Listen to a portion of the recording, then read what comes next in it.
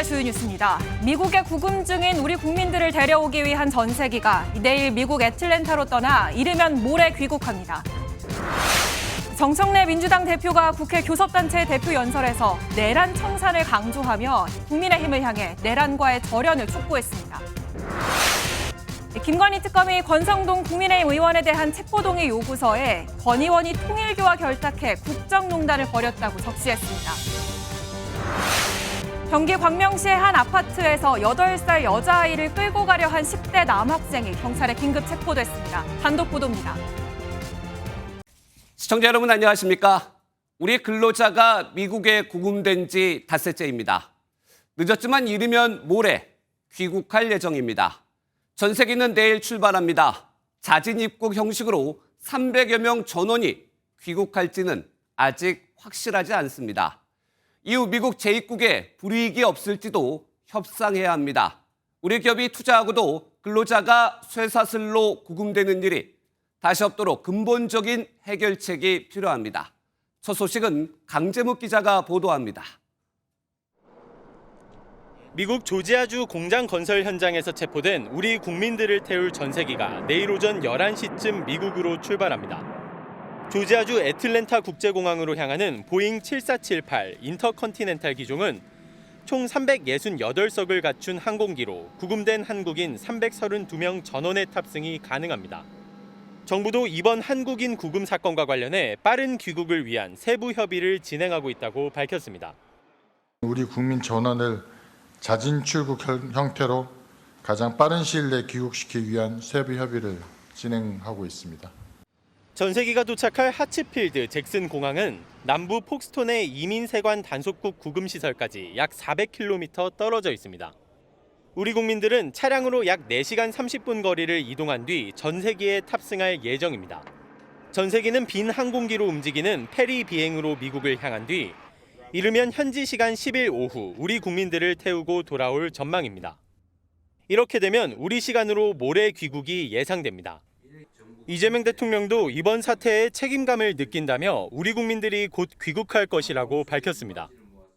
구금됐던 우리 국민들께서 조만간 귀국할 예정입니다. 갑작스러운 일에 많이 놀라셨을 텐데 깊은 위로 말씀을 드립니다. 이번 전세기 왕복 운항에는 10억 원 안팎이 소요될 것으로 보이는데 이에 따른 비용은 LG 에너지 솔루션 측에서 모두 부담할 예정입니다. MBN 뉴스 강재묵입니다.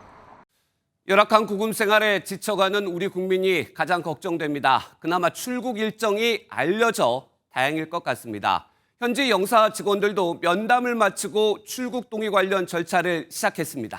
현장으로 가보겠습니다. 강영구 특파원, 먼저 닷새째 구금된 우리 국민들의 상황이 궁금합니다. 네, 저는 미국 조지아주 폭스톤 이민구치소 앞에 나와 있습니다. 제 뒤로 보이는 불빛의 건물들이 바로 300여 명의 우리 국민들이 구금되어 있는 곳입니다. 벌써 닷새째 밤을 지나 이제 곧 아침을 맞이하고 있습니다. 말씀하신 대로 체력적으로 분명 지친 상태입니다. 구치소 환경이 열악하고 가족 면회도 지난 주말 이미 종료됐습니다. 다만 심리적으로는 비교적 안정적입니다. 이제 곧 자진 출국 형식으로 귀국할 수 있기 때문입니다. 직접 들어보시겠습니다. 일을 몇 분 정도, 예를 들어 퍼센테이지로 절반 정도 넘었습니까? 가시겠다는 분이?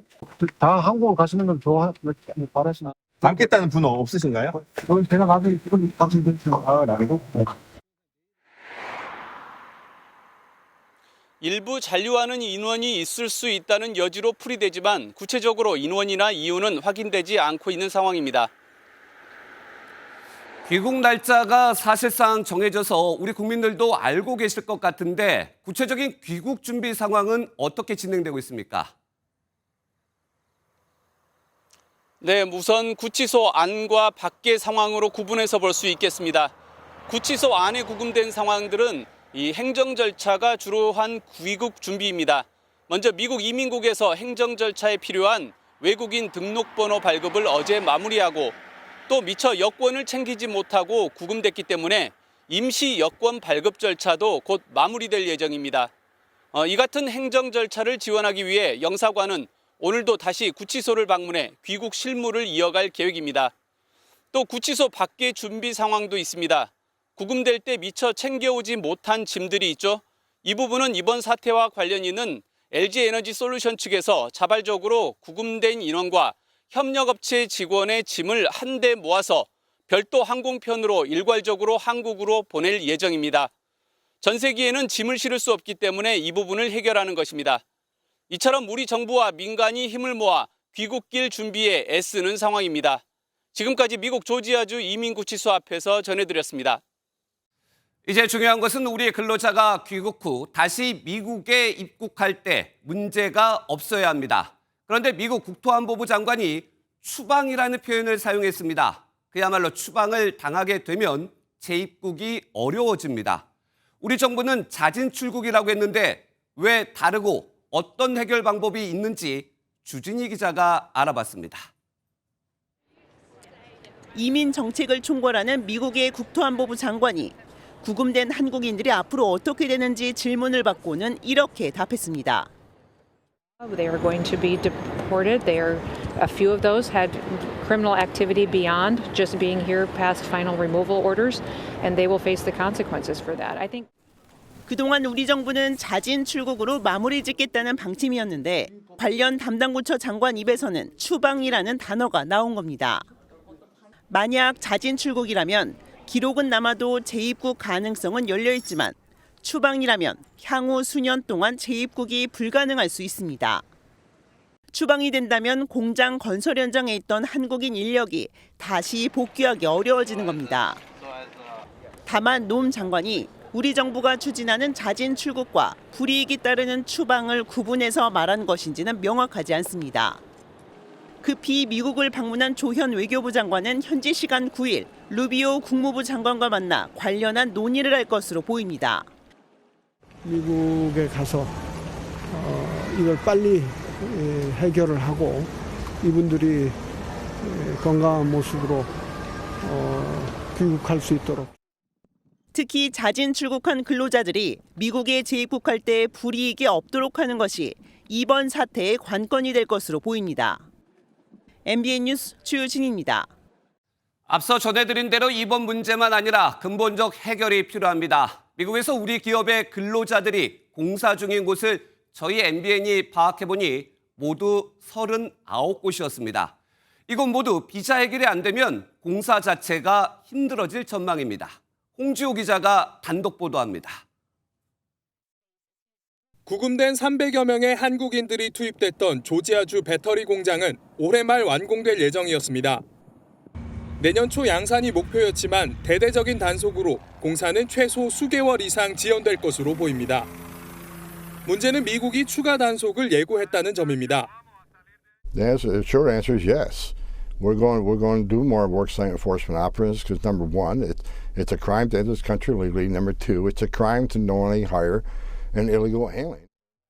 당장 미국 현지에서 시공 중인 한국 기업들엔 비상이 걸렸습니다.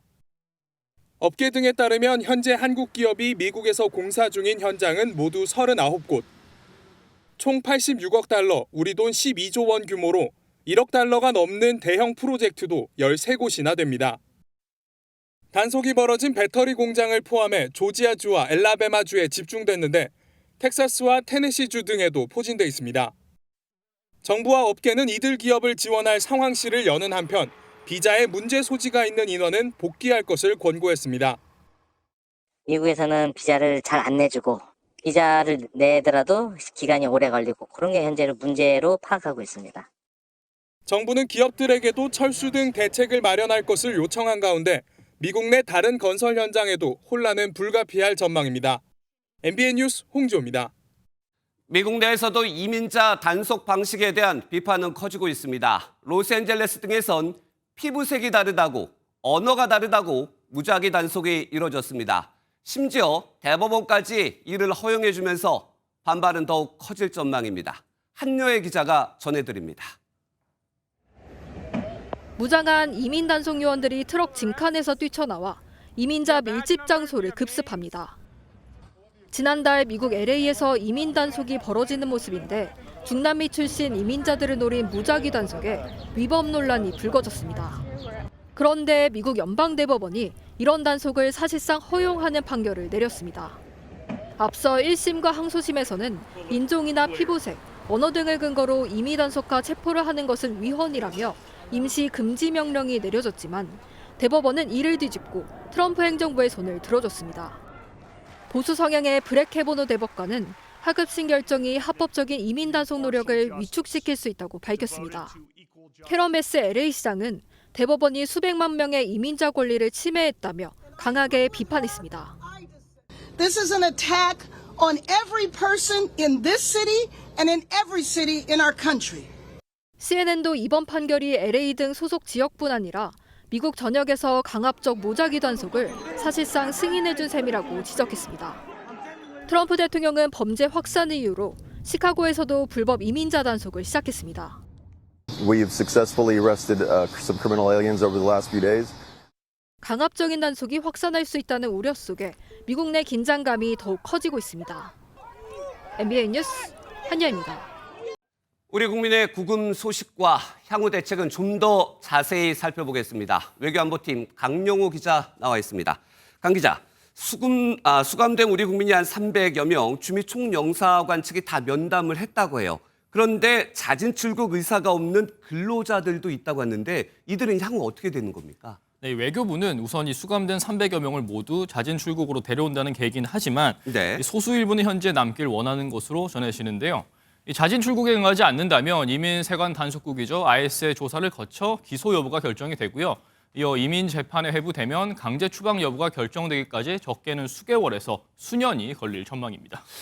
오래 걸리는데 그렇다면 이분들은 왜 자진 귀국을 안 하고 남으려고 하는 건지 그 이유가 뭡니까? 네, 물론 개별 수감 인원들의 모든 사연을 세세히 알아보긴 좀 한계가 있긴 한데요. 네.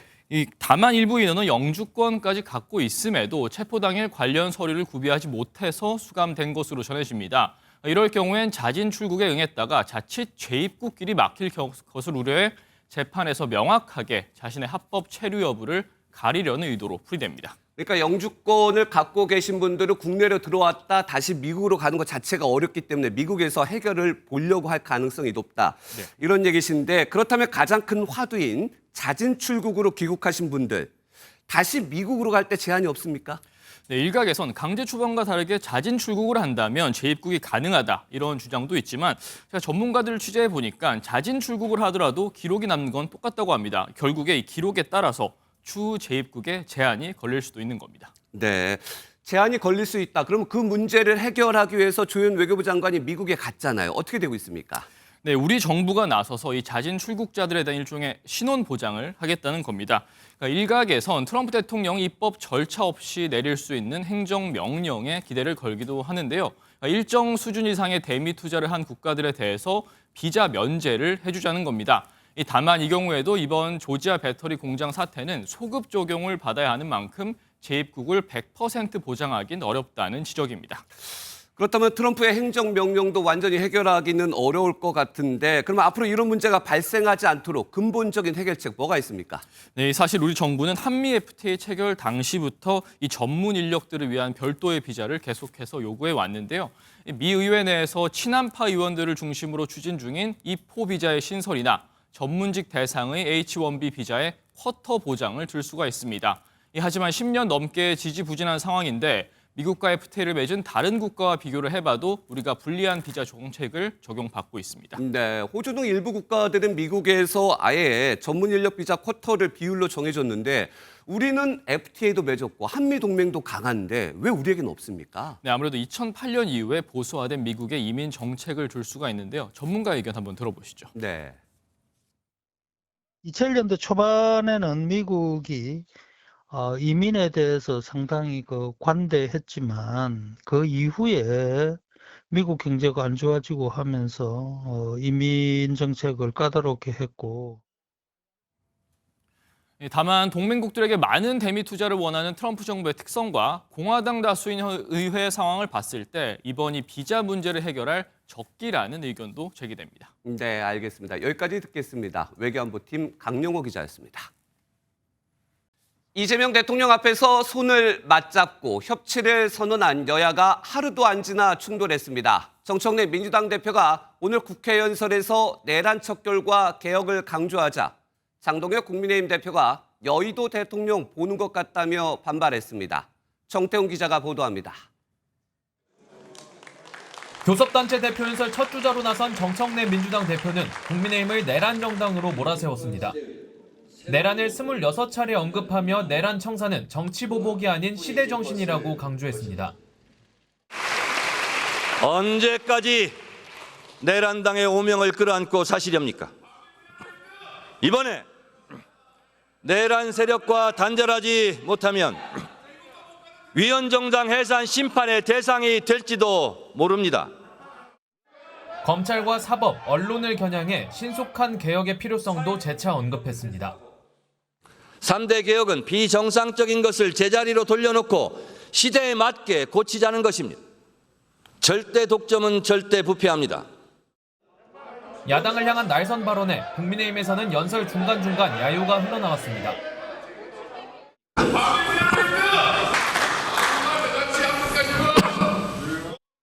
기세는 여의도 대통령을 보는 것 같았습니다. 그런데 내용은 거울을 보면서 자기 독백을 하는 것처럼 보였습니다. 상대 진영을 말살하는 데만 몰두한다는 지적과 함께 이번 연설이 대통령이 주문했던 양보가 아닌 제1야당에 대한 선전포고라고 반발했습니다. 서로 간에 악수를 건네며 협치 기대를 모은 지 불과 하루 만에 여야 관계는 다시 급속도로 얼어붙는 모양새입니다. MBN 뉴스 정태웅입니다. 김건희 특검팀은 권성동 국민의힘 의원 체포동의 요구서에 구속해야 할 사유를 상세히 적었습니다. MBN이 확보한 요구서를 보면 특검팀은 권 의원이 통일교와 결탁해 국정농단을 벌였다고 밝혔습니다. 권 의원이 불법 정치자금 1억 원을 받은 새로운 증거도 확보했다고 명시했습니다. 손성민 기자가 보도합니다. 민중기 특별검사팀은 권성동 국민의힘 의원과 통일교를 둘러싼 각종 의혹을 국정농단으로 규정했습니다. MBN이 입수한 권 의원 체포동의 요구서에 따르면 특검팀은 유력 대선주자의 최측근으로 정치 최고 권력자 중 하나인 권 의원이 종교단체와 거래한 죄질이 불량한 국정농단이라고 적었습니다. 서로의 이해관계를 위한 거래로 보고 구속 필요성을 강조한 겁니다. 특검팀은 권 의원이 사적인 목적을 달성하기 위해 대한민국의 예산과 조직 등을 사용했다고 꼬집기도 했습니다. 권 의원이 통일교로부터 불법 정치자금 1억 원을 받은 증거들도 제시했습니다. 지난 2022년 1월 여의도 중식당에서 권 의원에게 현금을 전달했던 윤영호 전 통일교 세계본부장의 진술과 일기장, 윤 전 본부장이 권 의원에게 보낸 메시지가 대표적입니다. 당시 식사 자리에 동석한 인물에게 윤 전 본부장이 권 의원에게 금품을 지원했다고 보낸 메시지도 추가 증거로 제출됐습니다. 특검팀은 권 의원이 차명 휴대전화로 공범과 연락하고 비서관을 동원해 수사 상황을 확인하려 한 정황도 포착되는 등 증거인멸 우려가 크다고 강조했습니다. 반면 권 의원은 모든 혐의를 부인한다는 입장을 일관되게 유지하고 있습니다. 저는 건진법사나 통일교 관계자와의 금품 수수의 사실에 대해서 전혀 아는 바가 없고 관여하거나 개입한 바가 없습니다.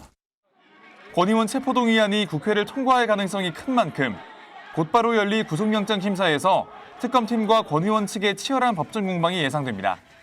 MBN 뉴스 손성민입니다. 권성동 의원에 대한 의혹이 확산되면서 이재명 대통령도 직접 나섰습니다. 이 대통령이 권 의원이 압력을 행사한 것으로 의심받는 필리핀 차관 사업에 대해 즉시 사업 중지 명령을 내렸습니다. 권 의원은 정적 탄압이라고 반발했습니다. 표선우 기자의 보도입니다. 이재명 대통령이 오늘 오전 SNS에 올린 게시글입니다. 정부가 부실과 부패 우려로 차관 지원을 거부했던 사업이 국민의힘 권성동 의원의 압력으로 재개됐다는 한 보도를 게시하며 즉시 사업 절차 중지 명령을 내렸다고 밝혔습니다. 그러면서 사업이 아직 착수되지 않은 단계여서 사업비는 지출되지 않았다며 7천억 원 규모의 혈세 낭비를 차단했다고 밝혔습니다. 이 대통령이 언급한 사업은 2023년 필리핀이 한국에 지원을 요청했던 토목 사업입니다.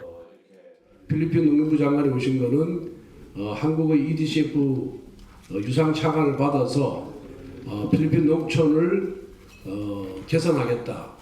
면밀하게 검토하셔서 필리핀에 투자도 좀 많이 해주시고. 이 대통령의 조치와 관련해 권 의원은 사실 무근이라고 반박했습니다. 권 의원은 이 대통령의 사업 중지 명령이 정적 탄압을 위한 정치 쇼라며 이 대통령이 외교적 신뢰를 잃는 우를 범했다고 비판했습니다.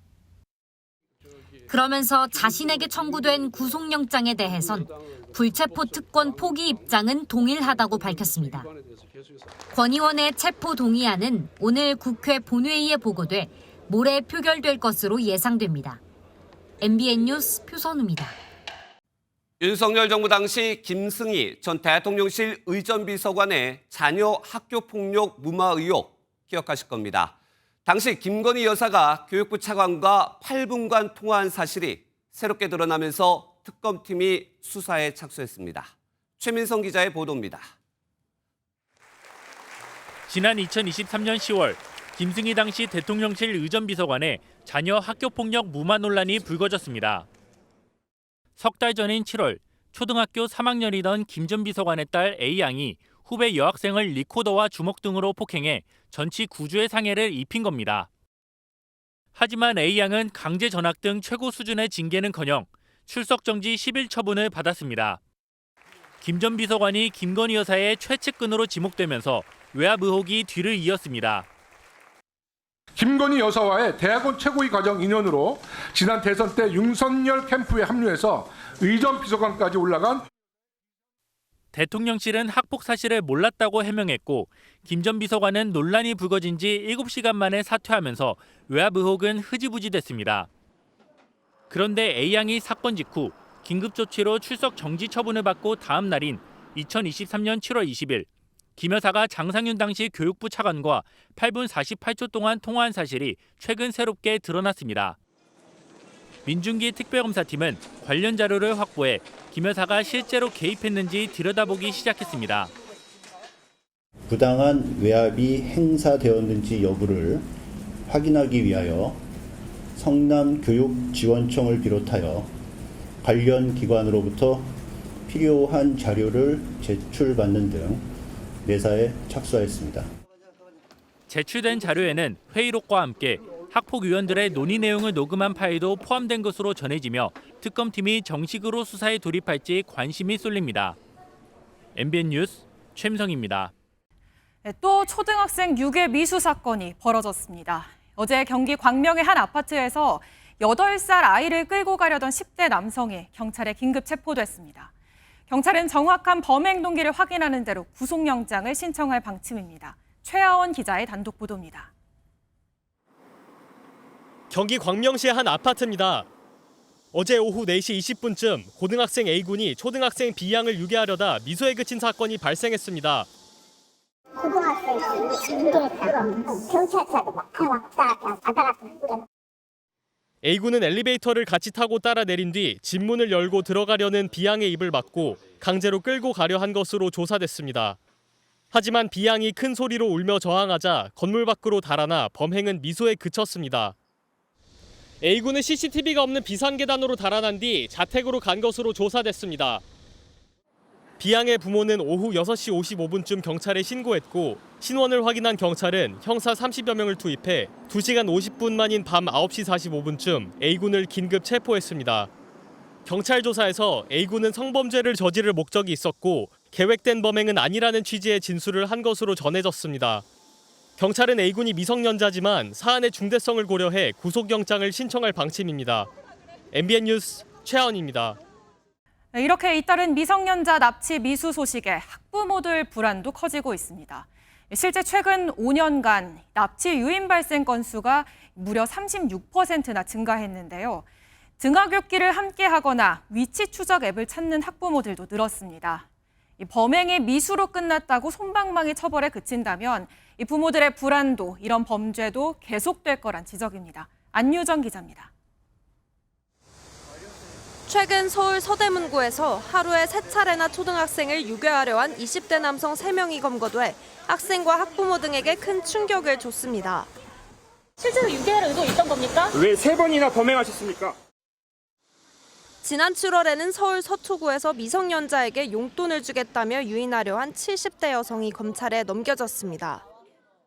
많이 불안하죠. 장난감 같은 걸로 유인을 하면 따라갈 확률이 높으니까 아무래도 많이 걱정은 되죠.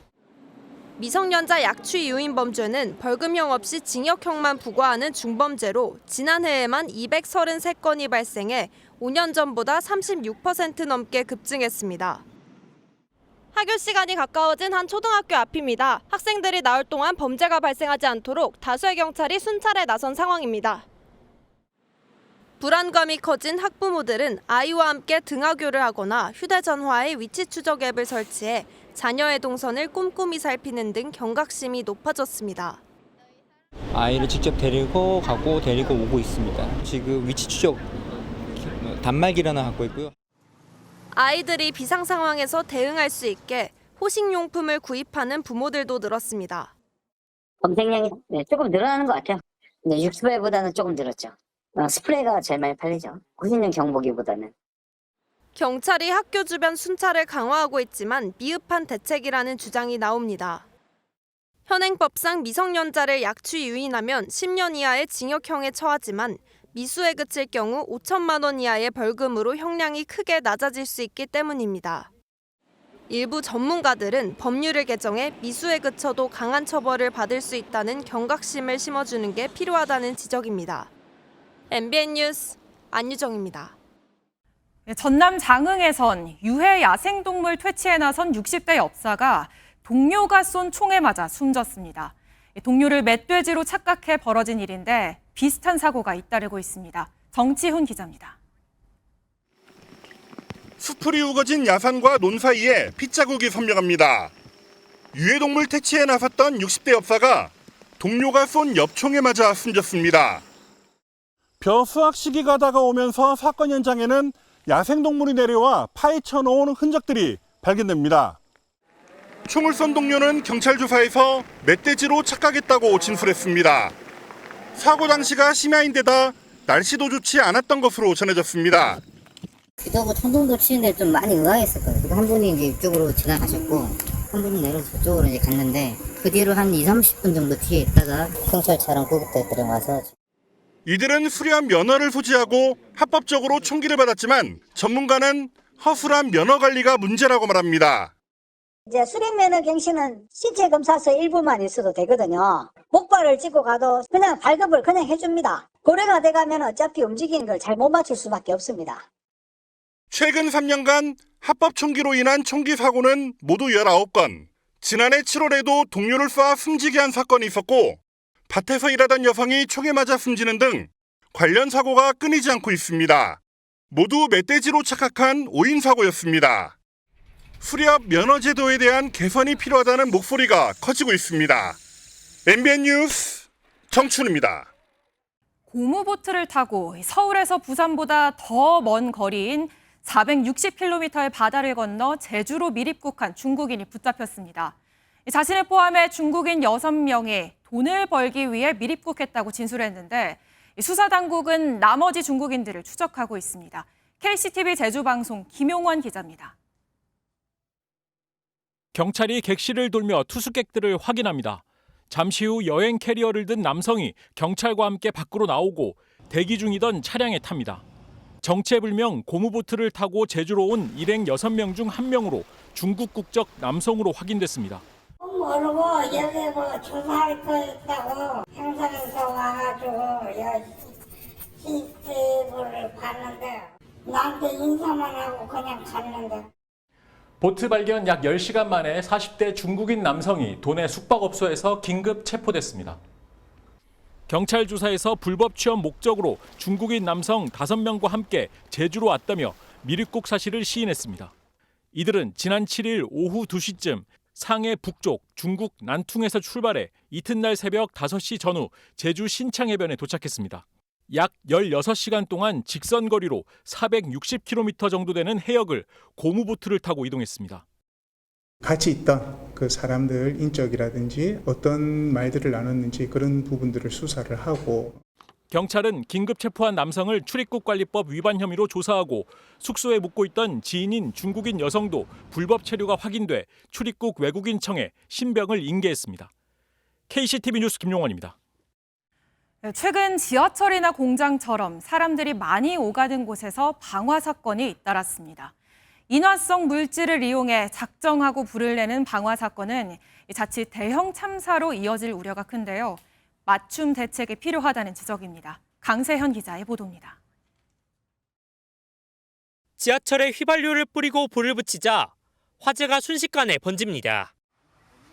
창문으로 화염이 뿜어져 나오고 시민이 애타게 구조를 기다립니다. 인쇄소 내부가 불에 타 새카맣게 그을려 있습니다. 최근 발생한 3건의 화재 모두 방화가 원인이었습니다. 가정 불화나 우발적 동기가 주된 원인인 방화는 통상 주거지에서 자주 일어납니다. 그런데 최근엔 불특정 다수가 모이는 장소에서도 방화가 자주 일어나고 있습니다. 전체 방화 가운데 업무시설, 음식점 등 많은 시민이 머무는 공간에서 일어난 방화는 매년 20% 안팎을 차지합니다. 문제는 이런 시설 가운데 화재에 취약한 곳이 많다는 점입니다. 방화로 70대 남성이 숨진 인쇄소를 찾아가 봤습니다. 좁은 계단으로 통하는 문이 유일하게 밖으로 나갈 수 있는 대피로입니다. 한 명이 숨진 다른 공장도 대피로가 좁은 계단밖에 없었고 화재 당시 뒤늦게 피한 시민은 큰 부상을 입었습니다. 살려주세요. 사람 목소리가 들려서 모은 옷이 다 탔고 바지도 한 3분의 2가 다 소실됐고 전체가 다 물집이 다 벗겨지고 있었어요. 특히 방화는 인화성 물질을 사용하는 경우가 많아 유일한 대피로가 순식간에 차단될 위험이 큽니다. 2021년 일본 오사카 병원 건물 화재 당시 방화범은 엘리베이터와 출구 앞에 휘발유로 불을 질렀고 대피로가 막히며 26명이 숨지는 참사로 이어졌습니다. 현재 화재 대피 교육과 훈련은 일반적인 화재 시나리오를 중심으로 이루어지고 있습니다. 하지만 방화는 발생 건수는 적어도 사망자가 많이 발생하기 때문에 대비가 필요합니다. 일상적으로 우연하게 발생하는 화재들 그 위주로 합니다. 어떤 이제 방화를 대비한 훈련은 없어요. 탈출이 우선이죠. 훈련을 그쪽으로 포싱을 좀 했으면 좋겠습니다. 수초 안에 대피로가 막힐 수 있는 방화에 대비한 매뉴얼과 훈련이 필요해 보입니다. MBN 뉴스 강세현입니다. 멕시코에서 달리던 기차가 선로를 건너던 2층 버스를 그대로 덮쳤습니다. 최소 10명이 숨지고 60여 명이 다쳤는데요. 당국은 신호나 차단기가 제대로 작동하지 않은 것으로 보고 정확한 사고 경위를 조사하고 있습니다. 이한나 기자가 보도합니다. 선로를 건너던 버스 오른쪽에서 기차 한 대가 빠른 속도로 달려오더니 그대로 버스를 들이받습니다. 버스는 손쓸 새도 없이 수십 미터 끌려갔고 차체 지붕은 통째로 날아갔습니다. 멕시코 중부의 도시 아틀라코물코 인근의 산업단지에서 화물열차가 2층 버스와 충돌하는 사고가 발생했습니다. 이 사고로 최소 10명이 숨졌고 60여 명이 다친 것으로 알려졌습니다. Le digo, bueno, me dice, chaparrita, dice, tuvo un accidente, nos arrolló el tren. Después de allí ya no pudo hablar. 파손된 버스 2층에 있던 승객들은 혼비백산하며 탈출을 이어갔습니다. No estamos acostumbrados al trabajo a ver todo tipo de incidentes, pero de esta magnitud, pues es un hecho insólito. 현지 당국은 현장에 신호기나 차단기 같은 안전시설이 부족했거나 제대로 작동하지 않은 것으로 보고 있습니다. 지난해 멕시코 철도 관련 사고 건수는 800건으로 4년 전보다 4배 가까이로 늘었습니다. 사고 화물열차의 운영사는 희생자들에게 애도를 표하며 사고 수습을 위해 협조하고 있다고 밝혔습니다. MBN 뉴스 이한나입니다. 네팔에선 대규모 시위로 최소 19명이 숨졌습니다. 정부의 SNS 차단 조치에 분노한 젊은 세대가 거리로 쏟아져 나온 건데요. 경찰과 시위대 충돌이 유혈 사태로까지 번지자 결국 네팔 정부는 SNS 금지령을 철회하고 총리가 물러나기로 했습니다. 한범수 기자입니다. 히말라야 산맥의 조용한 나라 네팔에서 거대한 시위가 일어났습니다. 성난 인파가 국회의사당으로 몰려가 창문을 깨뜨리고 차량에 불도 지릅니다. 경찰과 군이 최루탄, 고무탄까지 쏘며 진압에 나섰지만 좀처럼 진정되지 않습니다. 수도 카트만두에서 시작한 시위가 전국으로 번지면서 최소 19명이 숨지고 100여 명이 다쳤습니다. हमारा ये नेपाल में जो अभी कंडीशन है ना उसके हिसाब से हमें ये केपीओली हमारा ये देश को ये छोड़ के जाना चाहिए. 시위의 발단은 SNS 금지령이었습니다. 네팔 정부는 지난 6일 혐오 발언, 가짜 신분 등을 문제 삼으며 SNS 플랫폼 26개를 차단했습니다. 페이스북과 인스타그램, 유튜브, X 등 네팔 통신당국에 등록되지 않은 해외 플랫폼들을 대거 이용할 수 없게 됐습니다. 그러자 Z세대 사용자들이 반발하며 거리로 뛰어나왔습니다. Dialogue is the best means to address young people's concerns. We urge reconsideration of measures to regulate social media. 유혈 사태까지 일어날 정도가 되자 결국 정부가 SNS 차단을 풀며 물러섰습니다. 샤르마 올리 네팔 총리는 이번 사태에 책임을 지며 전격 사임 의사를 표명했습니다. 정부가 15일 이내 조사위원회를 구성하겠다고도 밝혔습니다. 표면적으로는 SNS 차단으로 인한 갈등이었지만 부패하고 무능한 정부에 대한 젊은 세대의 누적된 분노가 폭발했다는 분석도 나옵니다. MBN 뉴스 한범수입니다. 이재명 대통령이 오늘 깜짝 인선을 발표했습니다. 대중문화교류위원회를 신설하고 공동위원장에 가수 박진영 씨를 내정했습니다. 이 직책은 장관급입니다. 그 밖의 인사까지 송주영 기자가 전해드립니다. 가수 겸 JYP 엔터테인먼트 대표 프로듀서 박진영 씨가 신설된 대통령직 속 대중문화교류위원회 공동위원장으로 내정됐습니다. 박 씨는 1990년대 한국 대중음악을 대표하는 스타로 자리매김한 데 이어 JYP 엔터테인먼트를 설립해 프로듀서와 경영인으로 변신해 비와 원더걸스 등 수많은 인기 그룹과 아티스트를 발굴했습니다.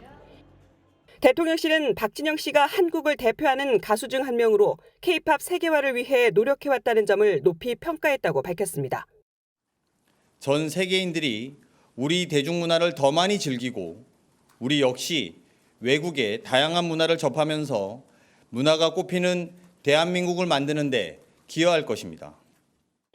박진영 씨는 인선 발표 직후 SNS에 부담과 걱정을 언급하면서도 지금 K-팝이 맞이한 특별한 기회를 반드시 잘 살려야 한다는 생각에 결심하게 됐다고 소감을 밝혔습니다. 이재명 대통령은 직제 개편을 통해 그동안 없었던 인사수석실도 신설했습니다. 초대 인사수석 비서관은 조성주 한국법령정보원장이 내정됐습니다. 인사정책에 대한 이해도가 뛰어나고 공직사회에 대한 문제의식이 높아 이 대통령은 또 부총리급인 국민통합위원장의 이석연 전 법제처장을, 국가건축정책위원장의 김진애 전 국회의원을, 중앙선거관리위원회 위원 후보자의 위철환 변호사를 각각 내정했습니다. MBN 뉴스 송주영입니다.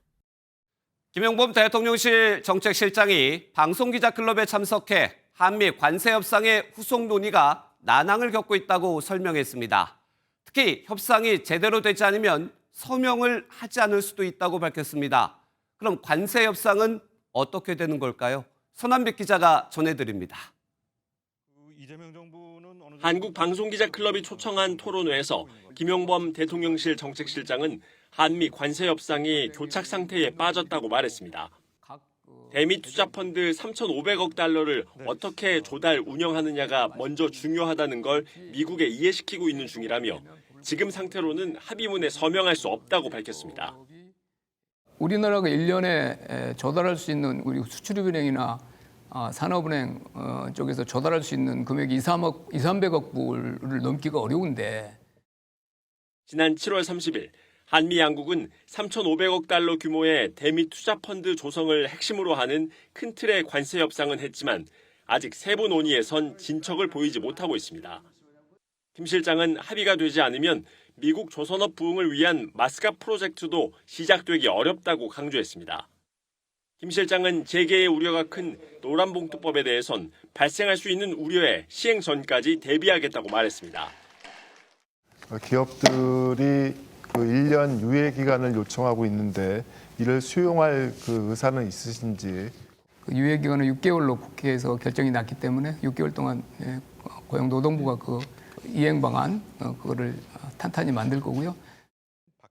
김 실장은 주식 양도소득세 대주주 기준 완화는 조만간 최종 결정이 이루어질 거라고 답했습니다. MBN 뉴스 서남미입니다. 정부 조직 개편안 후폭풍이 거셉니다. 특히 오늘 금융감독원 직원 수백 명은 검은 옷을 입고 집단 행동까지 나섰습니다. 그 이유가 뭔지 강서영 기자가 취재했습니다. 이찬진 금융감독원장 출근길에 직원 700여 명이 검은 옷을 입은 채 피켓을 들고 목소리를 높입니다.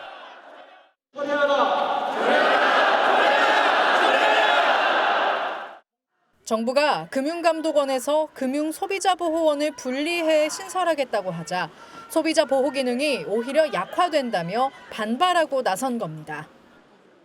또 민간기관인 금감원과 금소원을 공공기관으로 지정하는 정부안이 직원 처우를 약화시키고 금융감독의 독립성도 흔든다고 주장했습니다. 우리 감독원이 왜 통합금융감독으로 시작했습니까? 전문성을 기르고 독립성을 유지해서 좀 더 정부의 이 정치권의 영향에 덜 받으면서 금융소비자 보호에 치중하기 위해서 그랬던 거 아닙니까?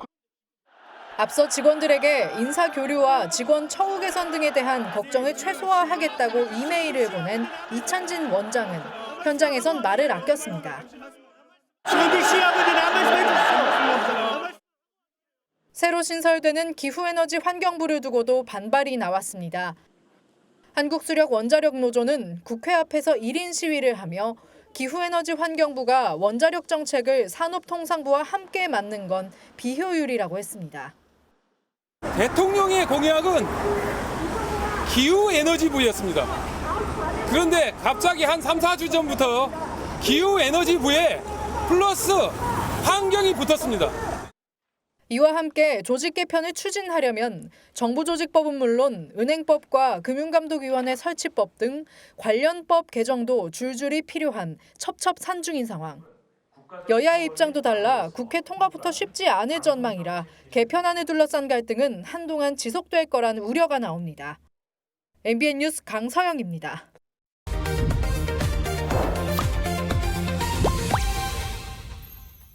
네, 정치권 소식 좀 더 들여다보겠습니다. 오늘 정치톡톡은 김지영 기자가 나와 있습니다. 김 기자, 첫 번째 키워드부터 살펴볼까요? 네. 또 변한 장동혁 대표 또 변했다. 이렇게 자주 변했나요? 네, 어제 대통령과 여야 대표 회담이 있었잖아요. 네. 여야 할 것 없이 이 장 대표에 대한 긍정평가가 쏟아졌습니다. 네. 저는 좀 이제 만만치 않은 야당 대표를 만났구나 이런 생각이 좀 들고 아니 깜짝 놀랐어요. 대단히 유연한 입장을 보임으로써 민주당에서조차 놀래는 그러한 가외의 성과를 낸 것에 대해서도 평가하고 싶습니다. 장동혁 대표에 대해서 유연성이라는 표현을 써요. 그동안에 좀 강경했었는데 좀 부드러워졌다. 놀랄만도 한 것 같아요. 맞습니다. 지난달 장 대표의 그 대표직 수락 연설을 떠올리면요. 네. 어제 그 화기애애한 분위기를 선뜻 상상하기는 어렵습니다. 네. 유연하다는 평가가 왜 나왔는지 장 대표의 발언을 이어서 들어보겠습니다. 우파 시민들과 연대해서 이재명 정권을 끌어내리는데 제 모든 것을 바치겠습니다. 정청래 대표님하고 악수하려고 당대표 되자마자 마늘하고 쑥을 먹기 시작했는데 미처 100일이 안 됐는데 오늘 이렇게 악수에 응해주셔서 감사합니다. 이런 유연함으로 정부 여당과의 협상에서 실질적인 성과를 내는 게 중요해 보입니다. 네, 또 어떻게 변할지도 지켜보겠습니다. 다음 키워드도 보겠습니다. 이래서는 안 되겠다. 이재명 대통령 뭘 두고 하는 말입니까? 바로 노조입니다. 아하. 이 대통령은 오늘 국무회의에서 노조의 채용 문제를 콕 집어서 비판했습니다. 최근에 노동조합원 자녀에게 우선 채용권을 부여하자라고 하다가 말았다는 그런 논란을 제가 보도에서 본 일이 있습니다. 이래서는 안 되겠죠. 불공정의 대명사 아닙니까? 민노총 출신의 고용노동부 장관을 임명하고 내년 3월 노동쟁이 대상을 확대하는 노란봉투법 시행을 앞둔 이재명 정부인 만큼 오늘 발언은 다소 뜻밖으로 들릴 수 있는데요. 이 대통령은 갈등을 유발하는 노동자 측의 과도한 주장도 자제돼야 한다고 강조했습니다. 네, 이재명 대통령이 노조의 불공정성 그 부분을 콕 집어서 지적을 했습니다. 다음 키워드도 하나 더 보겠습니다. 한동훈 전 대표 한가해 보인다. 그렇게 보이긴 하네요. 그렇죠. 네, 왜 이런 발언이 나왔는지 한동훈 전 대표의 라방 영상을 먼저 보겠습니다.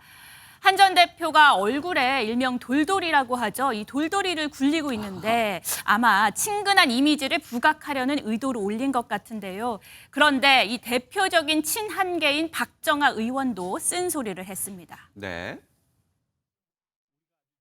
저같이 조금 고루한 정치인들이 볼 때 좀 가볍다. 좀 라고 얘기 한가해 보인다. 지금 당이 이렇게 난리인데 너무 한가해 보인다라는. 박 의원과 통화해보니 재미 위주의 영상은 자제하는 게 좋겠다는 의견을 한 전 대표에게 전달했고 네. 한 전 대표도 당 상황 등을 고려해서 적절한 온라인 소통을 해나가겠다며 조언을 받아들였다고 합니다. 네, 그렇다면 한 전 대표 어떻게 변할지도 궁금하네요. 김 기자, 잘 들었습니다. 네, 다음 소식입니다. 강릉의 가뭄 상황이 한계에 다다르고 있습니다. 설거지를 포기하고 에어컨 실외기 물까지 받아서 다시 쓰고 있는데요. 그래도 이번 주말 비 예보가 있습니다. 충분히 내리길 바라야겠죠. 장진철 기자입니다. 꽃을 보관하는 케이스 안쪽에 물통이 놓여 있습니다. 에어컨 실외기에서 나오는 물을 받아 꽃에 물을 주려는 겁니다. 에어컨 같은 물이 나오는 것들은 다 모아서 식물한테 물을 또 주고 있고 생활을 담궜던 물도 깨끗한 물들은 또 다시 변기에 넣어서 약수터는 한낮에도 시민들의 발길이 이어집니다. 강릉의 한 대형 주리 공장이 대관령에서 물을 떠와 이렇게 시민들에게 제공하는 샘터입니다. 이곳은 이렇게 물이 잘 나오고 있어서 많은 시민들이 이곳을 찾아서 물을 떠가고 있습니다. 큰 생수통부터 작은 페트병까지 물을 담을 수 있는 건 뭐든지 가져옵니다. 들렀었는데 밤에 9시 넘으면 물이 안 돼요. 낮에는 안 덤벼지고. 복지시설에서는 식판에 비닐을 씌워 밥을 먹고 숟가락과 젓가락은 일회용품을 사용합니다. 물을 많이 쓰는 가게는 잦은 휴무에 들어갔습니다. 다행히 이번 주말 강릉에 비 소식이 있습니다. 이번 주 토요일 저기압이 우리나라 북쪽을 지나면서 강릉을 포함한 전국에 비가 내리겠습니다.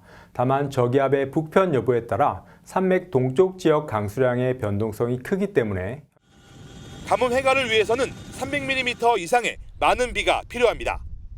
MBN 뉴스 장진철입니다. 최근 KT망을 이용하는 사람 중에 자신도 모르는 사이 소액 결제가 이루어져 피해를 본 사례가 발생하고 있습니다. 특정 지역에 피해 사례가 집중돼 있는데요. 정부와 경찰이 경위 파악에 나섰습니다. 정예린 기자입니다. 경기 광명에 사는 A씨는 최근 자신의 카카오톡 계정이 로그아웃됐고 이후 휴대전화 소액 결제 22만 4천 원이 지불됐다는 사실을 알게 됐습니다. 로그아웃이 된 거를 보고 뭔가 좀 이상하다고 생각을 했는데 문화상품권으로 5만 원권으로 내장이 결제가 됐고 최근 KT통신망 사용자 중 A씨처럼 자신도 모르는 사이에 휴대전화 소액 결제 피해를 봤다는 사람이 늘고 있습니다. 특히 광명 지역의 한 인터넷 카페에는 며칠 사이 소액 결제 피해를 당했다는 글이 연이어 올라왔습니다. 이처럼 이번 피해의 특이점은 서로 간 10km 내외로 가까운 광명시와 서울 금천구, 부천시 등 일부 지역에 집중됐다는 점입니다. 현재까지 파악된 피해 건수만 70여 건, 금액은 4,500여만 원에 이릅니다. 소비자가 어떤 피싱 사이트라든가 이런 링크에 접속하지 않았는데도 이런 피해를 발생한다는 것은 일단 해킹이 대단히 의심되는 상황이라고 보고 있고요. KT는 개인정보 해킹 정황은 없는 것으로 확인됐다고 밝히면서 한국인터넷진흥원에 침해 사고를 신고했습니다. 정부는 민관 합동조사단을 꾸려 본격적인 경위 파악에 나섰습니다. 이전에 유형과 많이 상이하기 때문에 중계기의 어떠한 내용들에 한정돼서 거기가 해킹이 되었다든가 그런 고민들을 좀 해봐야 될 것 같은데요. 이미 수사에 착수한 경찰과 병행해 기술적 원인 규명에도 집중할 것으로 예상되는 만큼 사건의 실체가 드러날지 주목됩니다. MBN 뉴스 정혜린입니다. 얼마 전 정부가 내놓은 주택 공급 대책의 핵심은 한국토지주택공사 LH가 땅을 팔지 않고 직접 개발에 나서는 겁니다. 저렴한 분양가로 빠르게 주택을 공급할 수 있다는 장점이 있지만 과거엔 하자 논란이 끊이지 않았습니다. 이번에는 정부가 이 문제를 잘 해결할까요? 권용범 기자입니다. 지난 1월 공사를 마친 세종시의 1,400여 세대 아파트. 한국토지주택공사 LH가 시행을 맡고 민간이 설계 시공 등을 전담하는 도급형 민간 참여 방식으로 지어졌습니다. 아파트 이름도 시공사 브랜드. 정부가 LH 직접 시행을 선언하며 채택한 방식인데 사업 공모부터 입주까지 채 5년도 걸리지 않았습니다. 서울에도 비슷한 사례가 있습니다. 북한산 자락에 조성된 이 신도시는 공공기관인 서울주택도시개발공사 SH가 직접 만들었습니다. 17,000여 가구에 달했지만 사업 시작 10년 만에 대부분 입주를 마쳤습니다. 이곳 은평 뉴타운은 SH가 시범지구로 선정해 개발을 주도했던 대표적 공공주택 사업 사례로 꼽힙니다. 정부는 민간의 택지를 일부 매각하는 기존 방식과 달리 저렴한 분양가로 빠르게 공급할 수 있을 것으로 기대합니다. LH가 만약에 그런 시공 관리를 시행사로 하게 되면 훨씬 더 강화된 그 방식으로 시공을 관리할 거기 때문에. 다만 공공부문은 공사비가 통상 민간보다 낮게 책정돼 저가 공사 논란이 일 수 있습니다. 지난해 말 기준 160조 원을 넘어선 LH 부채도 변수입니다. 기존 사업에서의 적자 부분을 메꾸면서도 직접 시행을 통해서 얼마만큼의 주택 공급 가격을 인하할 수 있는가. 저렴한 가격에 빠른 공급의 장점은 살리면서 단점은 최소화할 수 있는 묘수를 찾는 것이 이번 공급 대책의 성패를 좌우할 것이란 전망이 나옵니다. MBN 뉴스 권용범입니다. K-드라마부터 K-팝까지 일본에서의 한류 열풍은 이미 입증됐죠. 이젠 K-패션입니다. 일본 유행의 최전선에 K-패션이 자리 잡으면서 국내 브랜드들의 현지 진출이 잇따르고 있습니다. 정설민 기자가 현지에 다녀왔습니다. 일본 도쿄의 젊은이들이 즐겨 찾는 시부야입니다. 이곳 한가운데 한국 패션 브랜드 매장이 자리하고 있습니다. 합리적인 가격에 독특하고 세련된 디자인으로 일본 MZ들의 마음을 사로잡았습니다. 韓国のブランドは全体的に綺麗、可愛いより綺麗なものが多くて、流行の最先端みたいな感じですごく好きです。 지난 4월 오픈 첫날에만 1,000명 넘게 몰리는 등 흥행에 성공하면서 4년 내 일본 전역에 15개 매장을 연다는 계획입니다. 그래서 4월 오픈부터 5월 초까지는 정말 평일 주말 상관없이 줄 서서 번호표 받으시고 기다리고. 일본 도쿄의 명품 거리인 이곳 오모테산도에서도 한국 브랜드의 팝업 매장이 열리고 있습니다. 3년 만에 도쿄에서 연 팝업이지만 뜨거운 반응이 이어지자 정규 매장 출점까지 검토하고 있습니다. K-드라마와 K-팝에서 시작된 한류의 열기가 K-패션으로까지 확산하고 있는 겁니다. 트와이스가 すごい好きなので、트와이스をすごい見てメイクとか参考にしたり、あとイッチもめっちゃ好きなので、ファッションとか結構チェックしてます。 실제로 현지 설문조사에 따르면 일본 20대 여성 5명 가운데 3명이 한국 패션에 참고하는 것으로 나타났습니다. 아시아 패션의 중심지로 여겨졌던 도쿄에서 이제는 K-패션이 따라 입고 싶은 스타일로 떠오르고 있습니다. MBN 뉴스 정세민입니다. 아시아 최대 지식 축제 세계 지식 포럼이 올해도 막을 올렸습니다. 전 세계 2억 8천만 명이 이용하는 가상자산 거래소 대표는 5년 뒤 암호화폐가 금융거래 주류가 될 거라 내다봤는데요. 글로벌 리더들이 제시한 생존 전략들, 민지숙 기자가 취재했습니다. 이른 아침부터 장충체육관에 지식의 축제를 즐기려는 글로벌 리더들이 모였습니다. 올해 26회를 맞은 세계 지식 포럼의 주제는 대전환기를 항해하는 인류의 새 도전입니다. While Hercules symbolizes strength, Odysseus represents wisdom.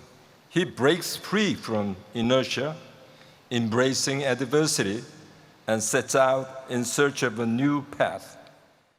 세계 최대 가상자산 거래소인 바이낸스의 리처드 탱 대표는 암호화폐에 대한 확신을 분명히 전했습니다. 이미 바이낸스 이용자만 3억 명에 달하고 앞으로 5년 뒤면 암호화폐가 금융시장의 주류가 된다는 겁니다. 5 years is a long time in crypto.